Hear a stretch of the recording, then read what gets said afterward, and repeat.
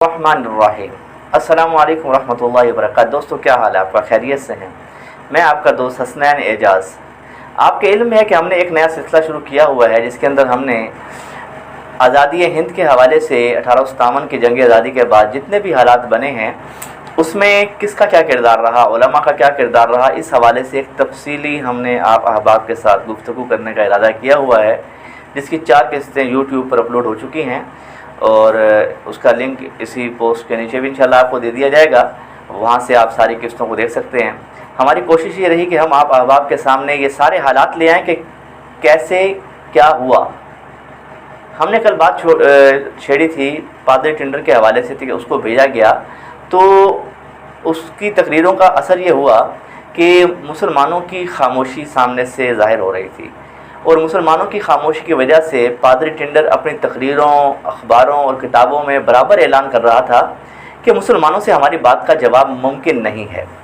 دوسری طرف پادری ٹنڈر کی جو کتاب میزان الحق ہے اس کے بارے میں عام عیسائیوں نے یہ کہنا شروع کر دیا کہ یہ کتاب الہام خدابندی سے لکھی گئی ہے، اس لیے علماء اس کا جواب دینے سے عاجز اور بے بس ہے، ورنہ ان کے لبوں پر مہر سکوت کیوں لگ چکی ہے۔ اس ماحول کا اثر یہ تھا کہ آگرہ جیسے شہر کے مسلمانوں کے ایمان میں بھی کمزوری آ چکی تھی اور اسلام کی حقانیت کی طرف سے ان کے دلوں میں تذبذب پیدا ہو چکا تھا، اور بہتوں نے تو پادری ٹنڈر کے دلائل کے سامنے گھٹنے ٹیک دیے تھے، اور ان کو یقین ہو گیا تھا کہ پادری ٹنڈر جو کچھ کہتا ہے وہی حق ہے۔ لیکن مسلمانوں کی اس کمزوری کا، ایمان کی اندرونی کمزوری کا علم ابھی مبلغین عیسائیت کو نہیں ہوا تھا، اس لیے ان کی جد و جہد کا مرکز بھی مسلمان ہی بنا رہا، پوری کوشش کرتے رہے کہ اس طریقے سے مسلمانوں کو اپنے دام میں لے آیا جائے۔ خیر، پادریوں کے ان طعن و تشنیع، اعتراضات و ارادات کا نشانہ بالعموم جناب نبی کریم علیہ السلام کی ذات تھی، اور پھر بڑے بڑے پادری ٹنڈر کے ساتھ پادری لفرائے، پادری بنسل، پادری ٹکریون، پادری مسمود جیسے انتھک کام کرنے والے سینکڑوں بلکہ ہزاروں پادریوں کی فوج کلکتہ سے لے کر مرزا پور، لکھنؤ، شاہجہاں پور، دلی، آگرہ، پونا، مدراس، حتیٰ کہ وہ ملتان میں بھی تعینات تھے۔ یاد رکھیے تعینات تھے، کیونکہ وہاں کے جو حکمران تھے وہ پادری بنائے گئے تاکہ وہ اپنا مذہب جو ہے وہ لوگوں کے دل و دماغ پر راسخ کر سکے۔ بات کیا ہے، اس پوری فوج کا جو اصل نشانہ ہے وہ مسلمان تھے، اور ان کی اصل جو تھی وہ یہی تھی کہ کس طریقے سے مسلمانوں کی طاقت کو توڑ دیا جائے، اور باقی ہندوؤں میں ان کی کامیابی حوصلہ افزا تھی، لیکن انگلینڈ نے تبلیغ عیسائیت کے حوالے سے کسی بھی قسم کے جبر و تشدد کی مخالفت کی تھی، اس لیے یہاں کے حکام اور پادری مجبور تھے اور اپنی متوقع کامیابی نہ پانے کے باوجود کوئی ایسا رویہ اختیار نہیں کر سکتے تھے جو ملک میں انتشار پیدا کر دے۔ یہ ساری تفصیل ادارت الشقوق کے اندر جو مولانا رحمۃ اللہ کرانی صاحب کی اس میں آپ کو مل جائے گی۔ خیر، حکومت نے خصوصیت کے ساتھ مسلمانوں میں کامیابی حاصل کرنے کی غرض سے ایک اور طریقہ کار اختیار کیا جو بڑا ہی پر اثر تھا۔ کشکار ہوئے ہم لوگ۔ وہ کیا تھا؟ اس نے دلی میں ایک کالج قائم کیا اور مشہور کیا کہ اس کالج میں مسلمانوں کو اسلامی علوم و فنون پڑھائے جائیں گے، لیکن ان کے دل کی بات کیا تھی؟ وہ یہ تھی کہ وہ اس کالج سے ایسے افراد پیدا کرنا چاہتے تھے جو یورپین تہذیب سے متاثر ہو کر عیسائیت اور انگریزی حکومت کے خلاف جو ان کا رویہ ہے بغاوت والا وہ نرم ہو جائے، تاکہ پھر ان کو عیسائیت کی تبلیغ میں بھی آسانی ہو۔ یہی وجہ ہے کہ اس کالج کے جو نگران تھے، ان کے جو ڈائریکٹر سے، ڈین سے، وہ ہمیشہ مشنری دل و دماغ کے انگریز بنائے گئے۔ مسٹر ٹامسن بڑا نام ہے، مسٹر ٹیلر، مسٹر پٹراس اور ڈاکٹر اسپرنگر بہت بڑا مورخ گزرا ہے، اسے آپ جانتے ہوں گے۔ یہ سارے کے سارے مشنری لوگ تھے، یہ کے بعد دیگرے اس کے سپرنٹینڈنٹ بنتے رہے،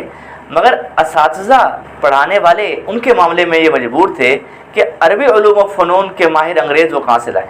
اس لیے مجبوراً ان کو ہندوستان ہی کے علماء کو بہت بڑی تنخواہوں پر رکھنا پڑا، مگر اس کے باوجود ان کی امیدیں جو ہیں وہ اس نسل سے وابستہ تھیں جو ان اساتذہ سے پڑھ کر تعلیم حاصل کر کے تعلیم یافتہ بنیں گے۔ کیوں؟ کیونکہ ان کا خیال تھا کہ جب موجودہ نسل کے اساتذہ رخصت ہو جائیں گے اور ان کے جانشین وہ ہوں گے جنہوں نے جدید طریقہ پر تعلیم حاصل کی ہے تو روشن خیالی میں اور بھی ترقی ہو جائے گی، یعنی کہ مزید روشن خیال بنا دیا جائے گا۔ خیر، جو انگریزوں کی نیت ہے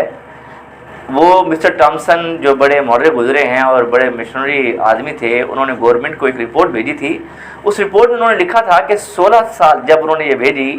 16 سال ہو گئے ان کو اس میں کام کرتے، انہوں نے کہا 16 سال سے یہ کالج قائم ہے بھائی۔ اس عرصہ کے اندر بے شمار تجویزوں اور سکیموں کا یکے بعد دیگرے ہم نے تجربہ کیا ہے۔ اسی کے ساتھ اس کے جانشین مسٹر پتراس کی رپورٹ بھی اگر ہم اس کو ساتھ ملا لیں، دونوں نے اپنے اپنے دور کے اندر جو رپورٹیں بھیجی ہیں، تو بات صاف ہو جائے گی کہ ان علوم نے جو عربک کالج میں پڑھائے جاتے ہیں، اس میں تعصب اور تنگ خیالی جو محض عربی فارسی پڑھنے والے طلباء میں پائی جاتی ہے، اب ان کے اندر جو حریت کا جذبہ ہے اس کے اندر کافی تخفیف ہو گئی ہے اور اعتدال پہ آ گئے ہیں، یعنی کہ جذبہ حریت ختم ہو گیا۔ اور یہی انگریزوں کا مقصد تھا کہ جب ہمیں اس کالج کی جو مقاصد ہیں، ہم اس کی اگر مزید رپورٹوں کو دیکھیں تو اس کی ایک اور رپورٹ بھی ہے، اس میں یہ کہا گیا کہ عربی کالج کی مشین میں جو کل پرزے ڈھالے جا رہے ہیں، ان کے متعلق یہ طے کیا گیا ہے کہ صورت و شکل اور دیگر بیرونی لوازم کے حساب سے تو یہ مولوی نظر آئیں، جو ہندوستان کے اندر آج بھی وہ راشد شاہ صاحب وغیرہ جیسے حضرات اسی ذوق کے حامل ہیں۔ پاکستان میں اگر آپ دیکھیں تو بہت سے لوگ آپ کو سے مل جائیں گے جو بظاہر مولوی ہیں، مگر کیا ہے ان کے بارے میں کیا کہا گیا کہ ظاہر ان کا مولوی ہو لیکن مذاق، رائے، سمجھ کے اعتبار سے آزاد خیالی کے ساتھ حق کی تلاش کرنے والی جماعت۔ کون سا لکھا ہوا رپورٹ کے اندر، یعنی حق جو صرف سلیب پرستی میں منحصر ہو کر رہ گیا ہے، اس کے اندر انہوں نے کہا کہ وہ ہمارے جسے ہم حق سمجھتے ہیں اس کے ساتھ وہ منسلک ہو جائیں گے۔ اور یہ ایسے نہیں ہے، حکومت کی یہ توقع جو ہے یہ بے بنیاد نہیں تھی۔ ہم دیکھتے ہیں کہ دلی کالج کے کئی ہونہار طلباء جو کئی حیثیتوں سے ممتاز تھے، عیسائیت قبول کر چکے تھے۔ غالباً انہی حالات کو دیکھ کر انگریزی تہذیب کے سب سے بڑے بدعا سر سید احمد خان، ان کی بھی رگ حمیت جاگ اٹھی۔ وہ بھی اس سارے حالات کو دیکھ کر پڑھ کے بغیر نہیں رہ سکے۔ انہوں نے اپنے ایک لیکچر میں کہا مسلمانوں کو شرم آنی چاہیے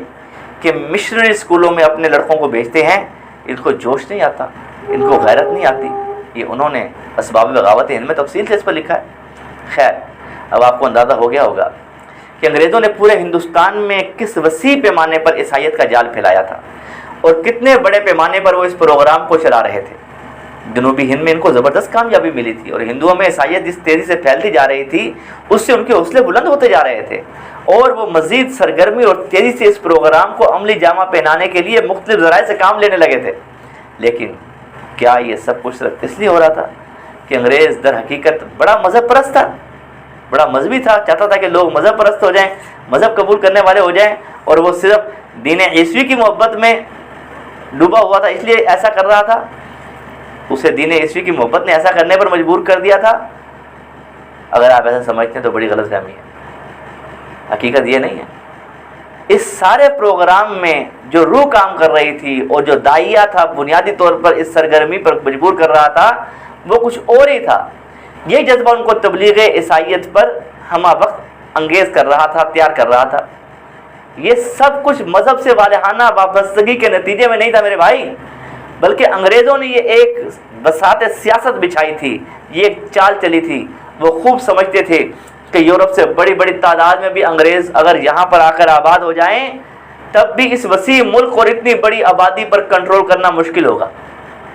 اس لیے وہ اس ملک میں ایسی ذہنی تبدیلی لانا چاہتے تھے جو یہاں کی مختلف قوموں، نسلوں، مذہبوں اور تہذیبوں کی خصوصیات اور ان کے امتیازات کو مٹا کر ایک رشتہ میں منسلک کر دے۔ وہ ایک ایسی نسل وجود میں لانا چاہتے تھے جو رسمی طور پر اپنے آپ کو عیسائی کہنے لگے، چاہے وہ ملحد ہو، داریہ ہی کیوں نہ ہو، اور اس مذہبی اتحاد کی وجہ سے انگریزی حکومت کو اپنے لیے رحمت اور برکت سمجھنے لگے۔ وہ ایسا انسان بن جائے اور ہمیشہ ہمیشہ کے لیے ان کے دل و دماغ سے غلامی کا احساس مر جائے، یعنی کہ انہیں احساس ہی نہ ہو کہ وہ غلام ہے۔ کتنی بڑی سازش ہے اور کتنی بہترین پلاننگ ہے۔ عیسائیت کی تبلیغ تو در حقیقت برطانوی سامراج کے استحکام کی ایک دور رس تدبیر تھی۔ اگر انگریز اپنے پیشرو فاتحین اندلس کی طرح اپنے مقصد میں کامیاب ہو جاتا تو ہندوستانی قوم سے آزادی اور غلامی کا تصور ہی مٹ جاتا، اور جنگ آزادی کی جو جد و جہد بعد میں جاری ہوئی اس کا آغاز ہی نہ ہو پاتا۔ ہندوستان جن جنم کے لیے برطانوی امپیریلزم کی جولان گاہ اور اس کی شکار گاہ بن کر رہ جاتا، لیکن انگریز اپنے مقصد میں کامیاب نہ ہو سکا اور اس کو اپنا یہ پروگرام اور نقطہ نگاہ بدلنا پڑا۔ کیوں اور کیسے؟ اس کی بڑی لمبی داستان مختصر طور پر آپ کے سامنے عرض کرتا ہوں، بلکہ وہ انشاءاللہ عزیز اگلی قسط میں ہم اس کو تفصیل سے تذکرہ کریں گے، کیونکہ الحمدللہ وہ ہمارے علماء کا ایک عظیم الشان کارنامہ ہے جس کا انکار کوئی کم ظرف تو کر سکتا ہے مگر کوئی صاحب ذوق اس کا انکار نہیں کر سکتا۔ اگلی قسط تک اجازت دیجیے۔ السلام علیکم ورحمۃ اللہ وبرکاتہ۔